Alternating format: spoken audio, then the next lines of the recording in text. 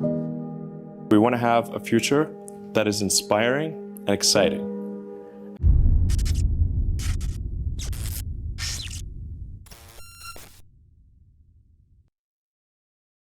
When I started the first internet company, Zip2, with my brother and another person, Greg Curry, it wasn't really with the thought of being wealthy. I've got nothing against being wealthy, but it was just from the standpoint of wanting to be part of the internet. And I figured if we could make enough money to just get by, that would be okay. And when we started off, we literally only had like one computer, and so it would be our web server during the day, and I'd code at night. And we just got a small office in Palo Alto back when rent was not insane. It was cheaper than an apartment, so we actually just slept in the office and then showered at the YMCA at Page Mill, El Camino. So we'd walk over there and shower.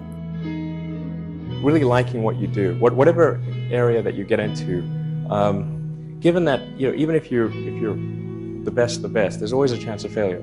So I think it's important that you really like whatever you're doing. If you don't like it, life is too short. If you like what you're doing, you think about it even when you're not working. I mean, it's something that your mind is drawn to. And if you don't like it, you just really can't make it work, I think. I think also people tend to overweight risk on a personal level. It's one thing if you've got, a mortgage to pay and kids to support, and that if you were to deviate from your job, how are you going to feed your family and pay the rent? And okay, that's understandable. But let's say you're young and you're just coming out of college or coming out of high school or whatever. What do you risk? You're not going to starve. I mean, right.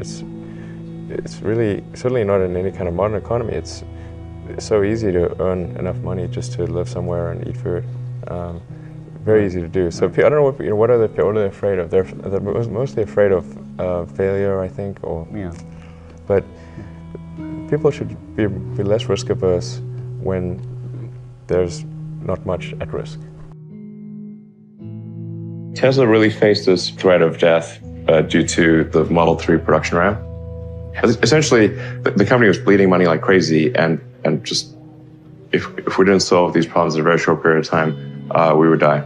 And it was extremely difficult to solve them. How close to death did you come? Within single-digit weeks.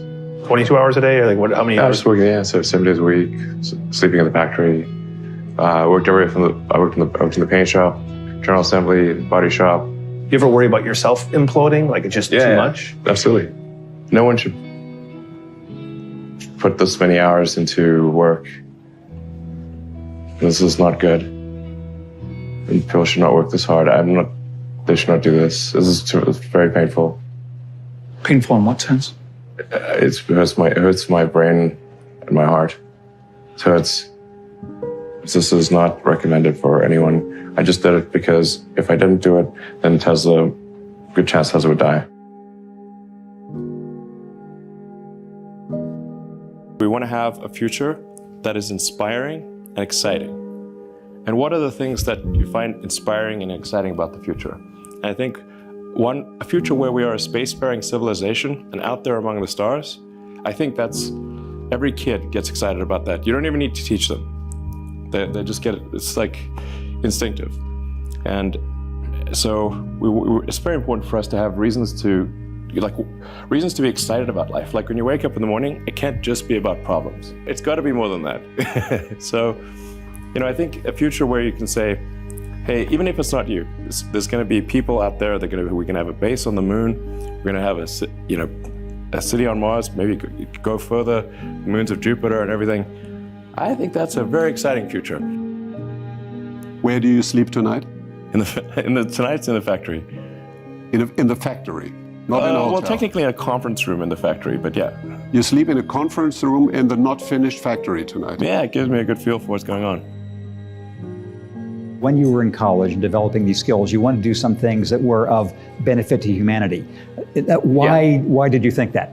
Well, because not everyone does. Yeah, no, I guess it was, I had sort of an existential crisis of like, what does it all mean and what's the meaning of life? And I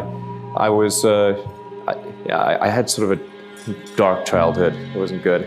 I was just trying to figure out what does it all mean. And actually, when I read The Hitchhiker's Guide to the Galaxy, which I think is a great work of philosophy, that sort of highlighted the point that very often the issue is understanding what questions to ask. And if you can properly frame the question, then the answer is the easy part. So I thought things that expand the scope and scale of human consciousness and allow us to better ask questions and achieve greater enlightenment, those are good things. And so that's sort of what can we do that's going to most likely lead to that outcome.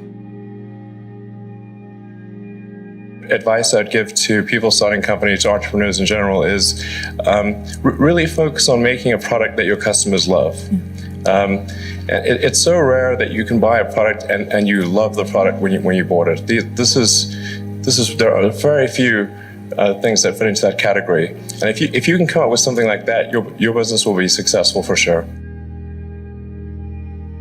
When you had that third failure in a row, did you think, I need to pack this in? Never. Why not? I don't ever give up.